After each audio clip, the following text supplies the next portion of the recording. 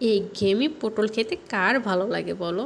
আজকে অনেক দিন পর তোমাদের জন্য পটলের নতুন একটা রেসিপি নিয়ে চলে আসছি। এটা যেমন খেতে সুস্বাদু তেমন দেখতেও সুন্দর। ওই যে বলে না, আগে দর্শনধারী পরে গুণ বিচারি। যেটা দেখতে সুন্দর সেটা তো খেতে সুস্বাদু হবেই। চলো আজকের রেসিপিটা শুরু করি। এখানে আমি একটা চাকুর সাহায্যে পটলের উপরের ছালটা তুলে নিচ্ছি।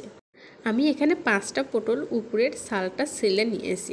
এই পটলগুলো অবশ্যই কচি হতে হবে, একদম কচি তরতাজা পটল। বেশি বয়স্ক পটল হলে কিন্তু এই রেসিপিটা মজা লাগবে না।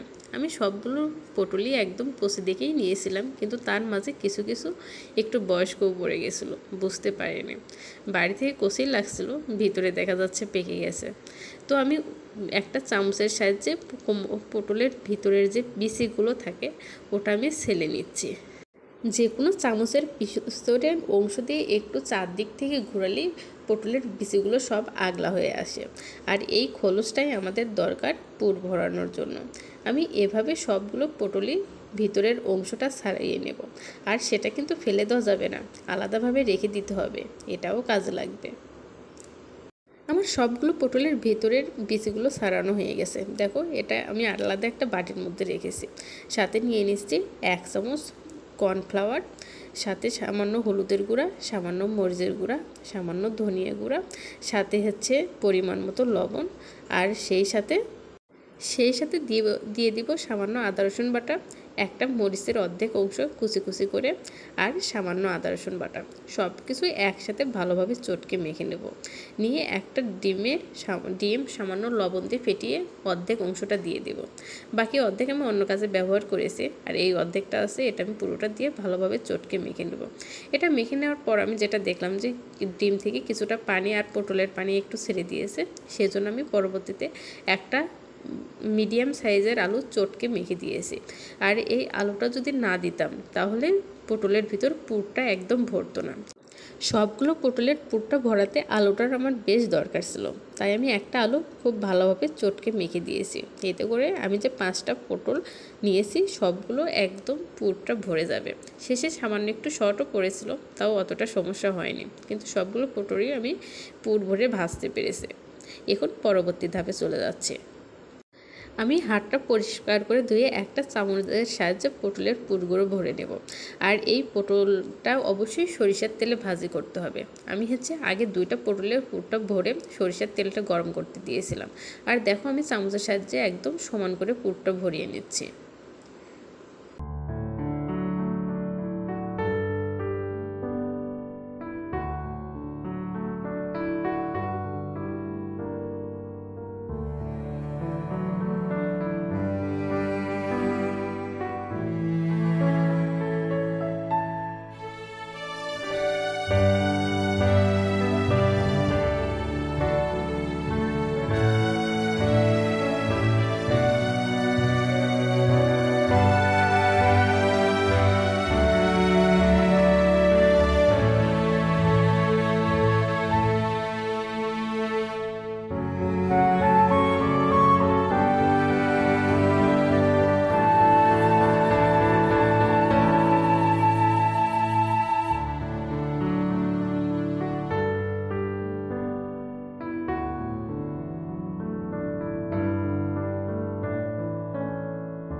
পটলের পুর ভরে সরিষার তেলটা খুব ভালোভাবে গরম করে যে পাশে পুরটা ভরেছি ওই পাশ ঘরেই কিন্তু দিতে হবে পটলগুলো সবগুলো। এতে করে পুরটা ভালোভাবে ভিতরে আটকে যাবে। আর এক পাশ খুব ভালোভাবে ব্রাউন কালার হয়ে আসলে তারপরে পটলটা উল্টে দিতে হবে। যখন উল্টো পিঠে আমরা ভাজি করতে যাব তখন পটলটা একটু ছোট হয়ে আসে, এরপরে পুরটা বের হয়ে আসে। এই জন্য এক পাশ যখন খুব ভালোভাবেই হয়ে যাবে তখন অন্য পাশটা উল্টে দেব। এভাবে আমি মিডিয়াম আঁচে কিছুক্ষণ ভেজে নেব। আমার এই রেসিপিগুলো তোমাদের কাছে যদি ভালো লাগে অবশ্যই লাইক, কমেন্ট অ্যান্ড শেয়ার করো। সেই সাথে আমার চ্যানেলটা অবশ্যই সাবস্ক্রাইব করো। দেখো, আমার পটলগুলো ভাজি হয়ে গেছে। দেখো কতটা সুন্দর লাগছে। এটা যেমন দেখতে সুন্দর তেমন খেতেও সুস্বাদু। আমার কিন্তু গরম ভাত দিয়ে খেতে বেশ মজা লেগেছে। আর এই রেসিপিটা আমি আজকে প্রথম করলাম, আর আজকে আমি ফার্স্ট খেলাম। আমার কাছে কিন্তু দারুণ লেগেছে। তোমরা চাইলে বাসায় ট্রাই করতে পারো। আশা করি তোমাদের ভালো লাগবে। আজকের মতো বিদায় নিচ্ছি। আল্লাহ হাফেজ।